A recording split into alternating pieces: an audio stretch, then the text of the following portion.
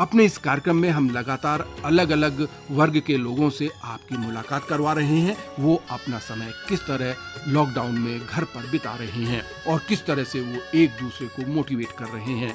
आज हम आपकी मुलाकात खेल से जुड़े कुछ लोगों से करवाते हैं।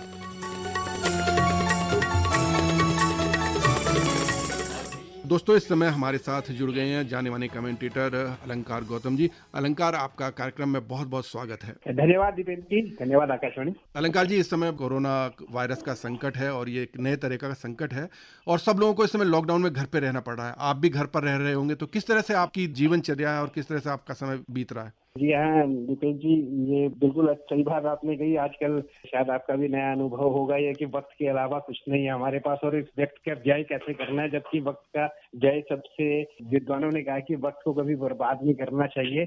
सकारात्मक व्यय की अगर बात की जाए तो ये तो हमारे ऊपर है कि हम इसे किस तरीके से व्यतीत करें, हम इसे किस तरीके से वो करें। एक सकारात्मक सोच के साथ हमें चलना होगा। समय को व्यक्त करने के लिए व्यस्तता के बहाने ढूंढने होंगे। जैसे घर हर किसी के पास होता है, छोटी मोटी गार्डनिंग करनी चाहिए। मैं तो किचन में भी अपनी श्रीमती जी को सेवा देता हूँ, बच्चों को पढ़ाना है। उसके अलावा कई चीजें हैं। आप टीवी देखते हैं, सोशल मीडिया का युग है। आप एक बार आकाशवाणी की ओर आके देखिए। इन दिनों में हमें पता चला कि आकाशवाणी कितनी रोचक चीजें प्रस्तुत कर रही है, परोस रही है। शायद ये हमें सोशल मीडिया में और टीवी चैनल्स में नहीं मिलता है या समाचार पत्रों में नहीं मिलता जी, क्योंकि आप खुद कमेंटेटर हैं, खेल प्रेमी रहे हैं, तो वो जो समय आपका बीतता था कमेंट्री में, उसको किस तरह से आप कंपनसेट कर रहे हैं? दूसरा ये कि खिलाड़ियों को आप किस तरह की सलाह देंगे कि वो इस समय अपनी फिजिकल फिटनेस पर और अपनी बाकी स्किल डेवलपमेंट पर वो काम करें? जी हाँ, बिल्कुल। देखिए, हर चीज के सकारात्मक पहलू होते हैं और अब जब से लॉकडाउन हुआ है तो पर्यावरण काफी शुद्ध हुआ है। ये जरूरी नहीं है कि आप क्रिकेट खेलते हैं तो आपके हाथ में जब तक गेंद और बल्ला नहीं आएगा आप फिट नहीं रहेंगे, आप खेलेंगे नहीं। या बैडमिंटन के खिलाड़ी हैं तो जब तक आपके हाथ में रैकेट नहीं आएगा, कई चीजें हैं। हमारा जो सबसे प्राचीन पद्धति है योगा, उसके लिए बड़ा अच्छा माध्यम है आपको स्वस्थ रखने के लिए।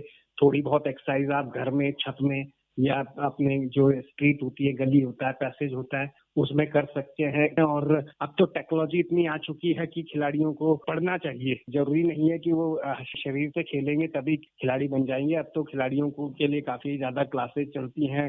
सोशल मीडिया का माध्यम है, काफी कुछ जानकारियां वो एकत्रित कर सकते हैं, तकनीकी बारीकियां पढ़ के सीख सकते हैं। और पुरानी वीडियोस वगैरह देखते हैं अक्सर खिलाड़ी? बिल्कुल बिल्कुल सर, पुरानी वीडियोस देख सकते हैं। ये आपने बड़ा अच्छा किया है कि पुरानी वीडियोस देख सकते हैं। उसमें तकनीक में सुधार। अपनी वीडियो है तो बड़ी अच्छी बात है। अदरवाइज जैसे आज महान सचिन तेंदुलकर का जन्मदिन है तो उनकी वीडियोस बहुत ज्यादा सोशल मीडिया में शेयर की जा रही है, तो उसे मनोरंजन मात्र के लिए ना देखें, उसको देखें कि वास्तव में इनके पास क्या बेसिक्स थे, क्या तकनीक थी, उसको खुद फॉलो करें। देहरादून में कुछ खिलाड़ी सोशल वर्क में लगे हुए हैं, आप भी उस मुहिम से जुड़े हुए हैं क्या? मैं डायरेक्टली तो नहीं, प्रत्यक्ष तौर पे तो नहीं, लेकिन इनडायरेक्टली मैं जुड़ा हूँ। कई हमारे मित्र हैं, जैसे कि जो है मोहन सिंह नेगी जी, जो राष्ट्रीय स्तर के एथलीट हैं, वो हमेशा चैरिटीज करते रहते हैं, पहले भी करते रहे हैं जब किसी न किसी प्रकार से।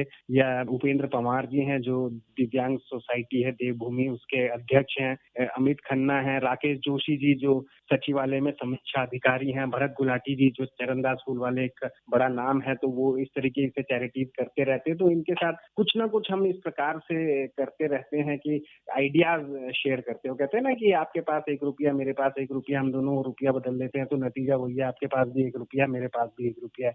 लेकिन आपके पास एक आइडिया, मेरे पास एक आइडिया है, हम दोनों उस आइडिया को बदलते हैं तो आपके पास भी 2 आइडिया और मेरे पास भी 2 आइडिया है। तो उस रोल में मैं आने का प्रयास करता हूँ। लेकिन हाँ, इतना जरूर हम एडवाइस करते हैं अपने जितने भी ये राहत सामग्री वितरित है कि मध्यम वर्ग दरअसल इनको जल्दी से देने वाला भी शायद ये सोचता है कि मध्यम वर्ग वाला शायद क्या सोचे, और मध्यम वर्ग वाला को कोई पूछता नहीं है।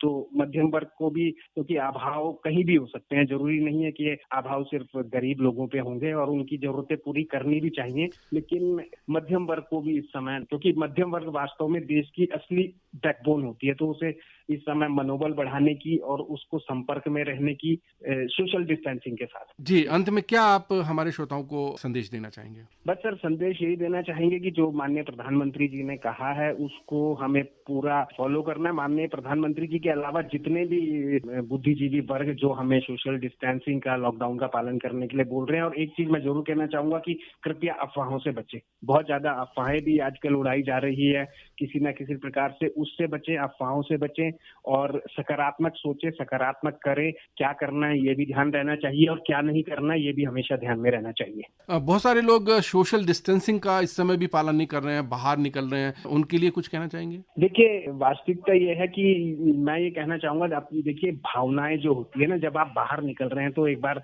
आप शादीशुदा है तो अपनी वाइफ की ओर देखिए, अपने बच्चों की ओर देखिए। आप अगर शादीशुदा नहीं है, अपने माँ बाप की ओर देखिए। इटली ने ये गलती करी थी, जो हमें सोशल मीडिया के माध्यम से पता चला कि उन्होंने इसे बड़ा लाइटली लिया और आज वो जिसकी की विश्व में स्वास्थ्य सेवाएं दूसरे नंबर पर हैं और उसका बहुत बड़ा खामियाजा इटली ने भुगता है। हम लोग बड़े भाग्यशाली हैं कि हम भारत जैसे देश में हैं। हमें समझना होगा, किसी भी चीज को हमें लाइटली नहीं लेना होगा। आपकी छोटी सी चूक जो है ना, सिर्फ आपके लिए नहीं या आपके परिवार के लिए नहीं, बल्कि समाज के लिए और क्षेत्र के लिए, यहाँ तक कि राज्य और राष्ट्र के लिए बहुत भारी पड़ सकती है। तो कृपया लॉकडाउन का पालन करें, इसे एक उद्देश्य लेकर के चलें। जब तक आपके पास उद्देश्य नहीं होगा तब तक आप कुछ नहीं करेंगे। लॉकडाउन को एक उद्देश्य लेके चलें कि 3 मई तक मुझे लॉकडाउन का पालन करना है। बहुत ज्यादा जरूरत हो तो मुझे घर से बाहर निकलना है और घर से बाहर भी ज्यादा से ज्यादा लाला की दुकान तक जाना होगा, सब्जी की दुकान तक जाना होगा, कोई तीसरी जगह नहीं है जाने की। तो कृपया इसे उद्देश्य के तौर पे लेके चलें। अलंकार गौतम जी, आप हमसे जुड़े और आपने इतने खूबसूरत विचार हमसे साझा किए, आपका बहुत बहुत शुक्रिया, आभार।